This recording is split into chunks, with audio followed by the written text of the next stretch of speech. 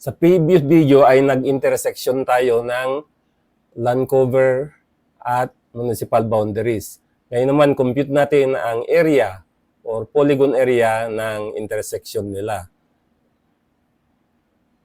Ang steps dito ay, una ay gamitin, open natin ang ating intersection layer ng Landcover sa municipal boundaries. And then, sa attribute table, gagawa tayo ng area column. At ito ang formula niya.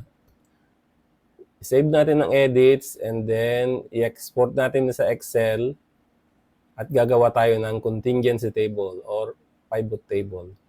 So ito dapat ang final output nyo na kung saan ang municipalities ay nasa rows at ang Landcover ay nasa columns at bawat cell dito ay ang area ng intersection nila.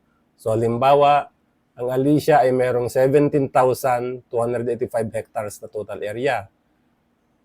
Pero dito ay 17,151 dito ay arable land at 133 hectares ang built-up areas. Kaya i-add mo itong dalawang to, yun, 17,285. Sa Angandanon naman, meron tayong 4 na Landcover. Una ay arable, 9,255, built up, 166, cultivated, 7,901, and grassland, 1,029 hectares. Ang total ay 18,300 hectares. Itong mga blank cells na ito, ibig sabihin, walang ganyang Landcover sa municipality na yan. So, lumalabas na walang gubat sa Alicia at Angandanan. Kaya ganito ang Landcover na puro grassland, cultivated, cropland, arable land, at built-up areas. Ngayon, punta tayo sa QGIS para gawin ang operations nito. So, una, i-load natin ang ating intersection result ng Landcover at municipality. So, baguhin mo natin ang properties niya, symbology, categorize, at ang value niya dapat ay yung discrete.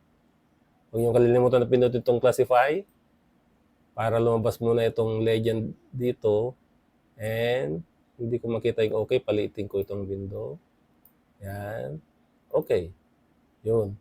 So, kita natin ang Landcover per municipality.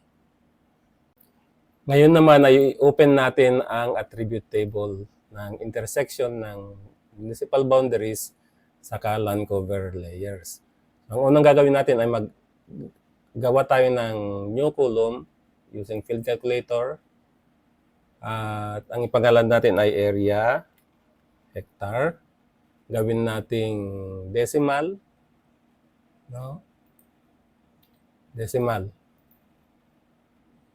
Yan. At compute natin ang area. Dollar, area, divided by 10,000. Kasi ang output nito ay area in square meters. So, pag divide natin ng 10,000, magiging hectare ang unit niya. Ngayon, press ko OK. Ngayon, nakita natin meron na tayong new column showing the area per polygon. No? Save muna natin to. And then close, stop editing. Close muna natin. Then open natin ulit ang attribute table. Select all. Pindutin nyo lahat lang ito. Oh. Select all or Control A daw. And then, i-press ko sa keyboard, Control C. Lipat tayo ngayon sa Excel. Tapos, i-paste natin ang kinapin natin na table. Paste. Lalahanin nyo dito sa special, dapat ay itong Match Destination Formatting. Click natin yan. So, yan ang lumabas. No? I-undo natin, tingnan natin pag yung isang ginamit natin. Pag paste, pag itong ordinary paste lang ginamit natin, ganyan siya. Medyo hindi maganda yung pagkaka-layout niya. Kaya Control Z, undo,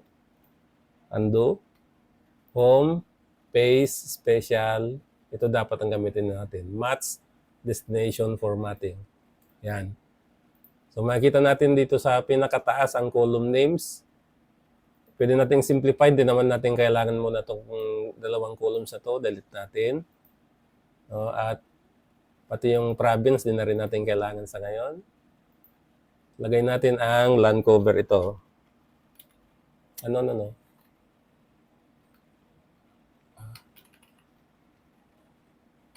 Nadamay kong na-delete yung name 2. Yung name 1 lang dapat ang i-delete ko. So, name 1 ay city or municipality. At ang pangalawa ay Landcover class. Landcover na lang. Luwagan natin yung columns. Yan. So, makikita natin ang Landcover ng Alicia ay 2. Arable sa built up. Ang Andanan ay 4, 5 yata. Ang Aurora ay 2 ang Landcover niya. So, yan. Pero simplify natin to, gawin natin, gamitin natin ang PivotTable. Insert, PivotTable. Yan.